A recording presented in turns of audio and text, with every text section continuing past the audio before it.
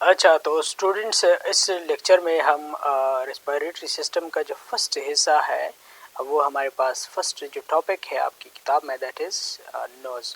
तो आज नोज़ के ऊपर बात करेंगे इंशाल्लाह। नेक्स्ट वीडियो में हम फिर एक और टॉपिक के ऊपर लाइक फेरिंग्स को डिटेल से पढ़ेंगे और इसके बाद लैरिंग्स को पढ़ेंगे और इसके बाद आगे ट्रेकिया, ब्रोंकाई, ब्रोंक्यूल्स एक एक को डिटेल से पढ़ेंगे। तो आप इस सारे जो वीडियोज़ है जो इस चैप्टर में है उस चैप्टर को, इस प्लेलिस्ट को पूरा देखें।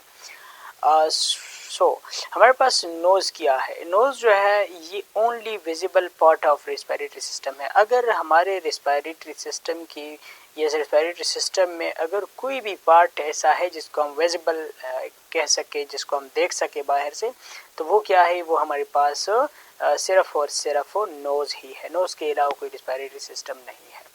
अब सबसे पहले हम नोज़ के ऊपर बात करते हैं, इसका स्ट्रक्चर देखते हैं। स्ट्रक्चर के बाद इसकी जो इम्पोर्टेंस है रिस्पायरेशन में उसको भी देखते हैं। एक बात याद रखें कि नोज़ का मेन फंक्शन रिस्पायरेशन है। रिस्पायरेटरी फंक्शन के लिए नोज़ को बनाया गया है नेचर ने। तो अभी इसके ऊपर बात करते हैं। राइट, स्ट्रक्चर को अगर हम देखें तो स्ट्रक्चरली नोज़ जो है वो 3 डिफरेंट टाइप्स के पार्ट कंपोनेंट पर मुश्तमिल है। First component is bone, second important component is cartilage and next हमारे पास कार्टिलेज एंड थर्ड जो है that is fatty tissues. Right, ये डिफरेंट टाइप्स के या डिफरेंट कंपोनेंट्स है। इसको एक एक को हम वैसे भी डिस्कस करेंगे। राइट, तो अगर हम देखें ये इसका जनरली वो सारे पार्ट्स है जो कि नोज़ के अंदर मौजूद है। किसी भी नोज़ के अंदर ये सारे मौजूद है। यहाँ पे नेक्स्ट अगर हम देखें एक्सटर्नल स्ट्रक्चर की अगर हम बात करें, अच्छा पहले इन को देखें। ये नोज़ के जो डिफरेंट कंपोनेंट्स मैंने बता दिए डायग्राम में। आप देखें डायग्राम में अगर आप देखें इधर ये वाला पार्ट देखें, ये जो ब्लू कलर है थोड़ा सा डार्क ब्लू जो है, अगर इसको देखें तो ये हमारे पास बेसिकली कार्टिलेज होता है। ये क्या है, ये कार्टिलेज है। राइट, एंड इसके अलावा ये वाला जो है ये नज़ल बोन है। इसके पीछे फिर एक और बोन प्रेजेंट होता है, इसको हम कहते हैं एथमाइड बोन। तो हम कह सकते हैं कि बोन जो है वो 2 किस्म का होता है। एक जो है वो नज़ल बोन है और दूसरा हमारे पास एथमाइड बोन है। मैं सिर्फ और सिर्फ इसको मेन वर्ड से रिप्रेजेंट करता हूँ। तो ये अगर आप देखें इधर ये नज़ल बोन है। राइट, ऊपर जो आपको नज़र आ रहा है इस साइड से, ये वाला जो आप देख रहे हैं इस क्रॉस सेक्शन में अगर आप देखें, ये हमारे पास नज़ल बोन है। एंड इसके पीछे पर ये वाला जो आप देख रहे हैं ग्रीन कलर वाला ये बोन जो देख रहे हैं, ये हमारे पास क्या है, ये एथमाइड बोन है। तो ये 2 इम्पॉर्टेंट टाइप्स की बोन्स जो है वो नोज़ के अंदर प्रेजेंट होते हैं। अब ये 2 तो क्लियर हो गए, ये हमारे पास कार्टिलेज है। राइट, एंड ये जो है वो हमारे पास नज़ल बोन है और इसके पीछे क्या है, इसके पीछे हमारे पास एथमाइड बोन है। बोन 2 किस्म के हैं, तो आपको ये क्लियर होना चाहिए। अब नेक्स्ट अगर हम बात करें फैटी टिश्यूज़ या फाइब्रो फैटी टिश्यूज़, तो नोज़ का ये वाला पार्ट जो है बिल्कुल ये वाला साइड पे जो हमारे नोज़ का जो साइड होता है बिल्कुल यहाँ पे आप देख सकते हैं इधर। ठीक है, इसको जो टिक किया हुआ है असल में इसका जो है वो कुछ राइटिंग यहाँ पे स्किप हुई है इस दूसरे डायग्राम के नीचे। तो यहाँ पे अगर आप देखें ये लिखा है फाइब्रोफैटी टिश्यूज़। फाइब्रोफैटी टिश्यूज़ जो है वो यहाँ पे मौजूद होते हैं, दोनों साइड्स पे यहाँ पे फाइब्रोफैटी टिश्यूज़ मौजूद होते हैं। इसको फाइब्रोफैटी टिश्यूज़ कहते हैं। राइट, ये जनरली नोज़ के डिफरेंट वो कंपोनेंट्स है, डिफरेंट स्ट्रक्चर्स है जो उनके पार्ट्स है जो नोज़ के अंदर मौजूद है। अभी अगर हम एक्सटर्नल स्ट्रक्चर की या मॉर्फोलॉजी की बात करें तो नोज़ की जो मॉर्फोलॉजी है, मॉर्फोलॉजी किससे बनती है, मॉर्फोलॉजी के लिए जो ज़रूरी है वो हमारे पास एथमाइड बोन है एंड कार्टिलेज है। देखिए कार्टिलेज तो आपको पता है हमारे नोज़ है, नोज़ का ये वाला सेक्शन आप देखें this is cartilage is a whole.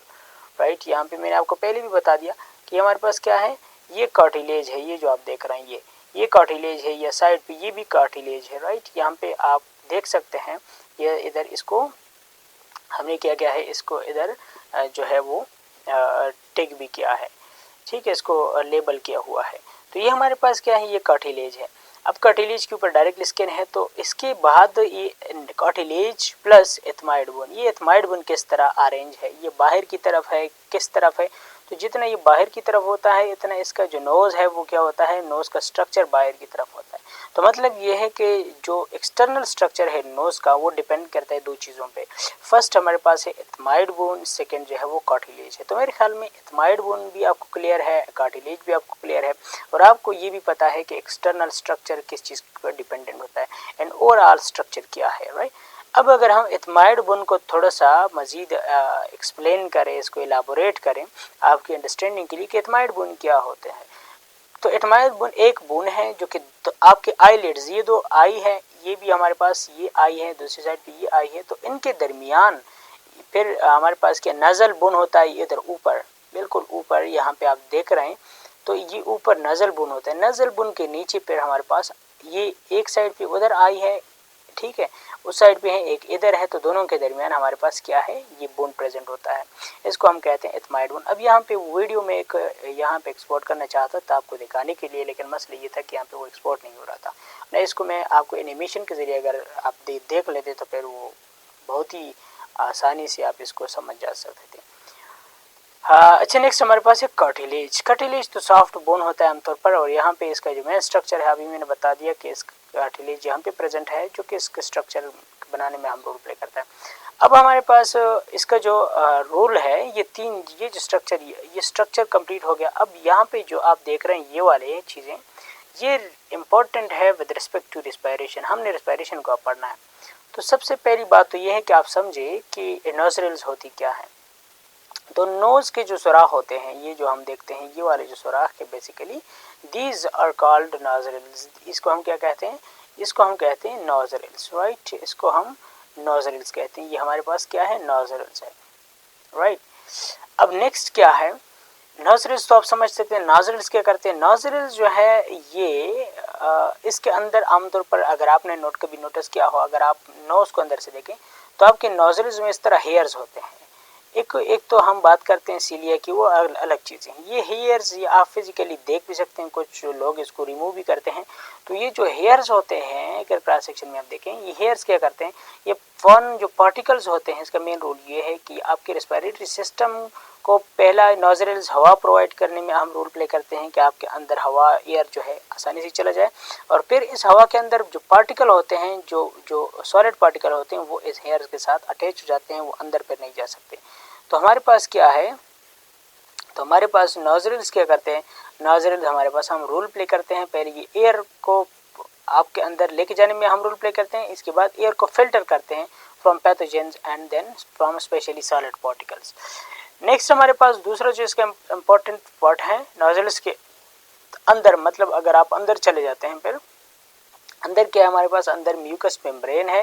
Mucus membrane के साथ हमारे पास दूसरा जो पार्ट है वो सीलिया है। म्यूकस मेम्ब्रेन का मतलब ये है कि अंदर यहाँ पे जो रीजन होता है, फॉर एग्जांपल ये अगर नोज़ है तो नोज़ के अंदर जो इस तरह रीजन होता है, इस रीजन में ये वाला जो पीछे वाला इस तरह पूरा सिस्टम होता है, पूरा रीजन ये लाइंड होता है, उसके साथ कनेक्टेड मेम्ब्रेन कनेक्टेड होती है, और वो मेम्ब्रेन जो है इसके ऊपर छोटे छोटे हेयर्स लाइक स्ट्रक्चर होते हैं, वो हेयर नहीं होते हैं, हेयर लाइक होते हैं, उसको हम सीलिया कहते हैं। तो मेम्ब्रेन, जो म्यूकस मेम्ब्रेन है, वो कंटिन्यूसली एक सब्सटेंस रिलीज करता है जिसको हम म्यूकस कहते हैं। म्यूकस में दो चीज़ें प्रेजेंट होती हैं, एक ज़्यादा क्वांटिटी इसमें वाटर का होता है, और थोड़ा बहुत इसके अंदर म्यूसिन भी प्रेजेंट होता है। तो स्टिकी सब्सटेंसेस हमारे पास ये स्टिकी नेचर होता है। ये म्यूकस सब्सटेंस जो है ये स्टिकी नेचर, इसके दो फंक्शंस परफॉर्म करते हैं। ये स्टिकी नेचर जो है ये क्योंकि इसी फॉर एग्जांपल ये मेम्ब्रेन है, तो इसके ऊपर इस तरह छोटे छोटे हेयर्स लाइक स्ट्रक्चर जो है वो प्रेजेंट होते हैं। लेट्स सपोज ये मैंने दूर दूर बनाए, तो अगर ये मेम्ब्रेन जो है वो स्टिकी सब्सटेंस रिलीज कर रही है, वो जिसको म्यूकस कहते हैं, तो इसके दो फंक्शन है। एक तो ये है कि ये एयर जो अंदर हमारे बॉडी के अंदर जो एयर जाएगी उसको ये क्या करती हैं, ये मेम्ब्रेन इसको मॉइस्चर प्रोवाइड करती हैं ताकि वो क्या हो जाए, वो थोड़ा गीली हो जाए। और इसके अलावा दूसरा फंक्शन ये इसको सीलिया को थोड़ा स्टिकी सब्सटेंस प्रोवाइड करते हैं, और स्टिकी सब्सटेंस जब सीलिया पर मौजूद होते हैं तो सीलिया किसी भी फॉरेन पार्टिकल को ट्रैप कर लेते हैं, राइट। तो इसका सीलिया का मेन फंक्शन ये to trap pathogens, bacteria, fungi, viruses वगैरह को ट्रैप करना है। तो ये जो है अंदर नज़ल कैविटी में मौजूद होते हैं, जो नज़ल कैविटी बिल्कुल अंदर इस रीजन में प्रेजेंट होती है, इसको नज़ल कैविटी कहते हैं, यहाँ से स्टार्ट हो जाती है, यहाँ से उसको हम नज़ल कैविटी कहते हैं। तो यहाँ पे ये दोनों चीज़ें प्रेजेंट होती है। म्यूकस सीलिया को स्टिकी बनाते हैं, और ये म्यूकस जो है रिलीज होता है फ्रॉम म्यूकस मेम्ब्रेन।